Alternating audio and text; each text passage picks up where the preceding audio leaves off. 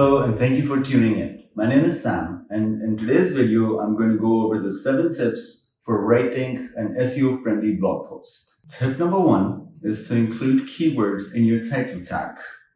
This is the most important factor in on-page SEO.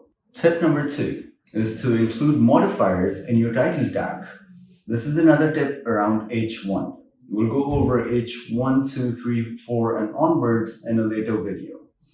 But for today, tip number 2 is to include your modifiers in your title tag.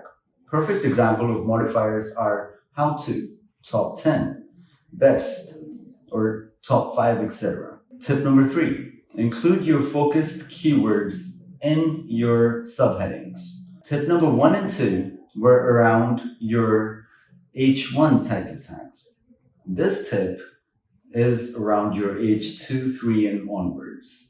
Tip number 4 is to include your targeted keywords or your focused keywords in the first 100 words of your blog. This is the chosen targeted keyword from tip 1. Remember, there is only one H1. There can be many H2, 3, and onwards. Try to limit the use of this keyword to less than 1%. That usually means mentioning your targeted keyword once in the first paragraph. Tip number 5 is to spread your LSI keywords across your blog. LSI keywords are synonyms of your chosen targeted keywords or your focused keywords.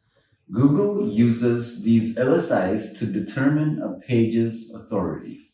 Try to include these LSIs in every paragraph of your blog post, if possible. Tip number 6 is to create longer blogs.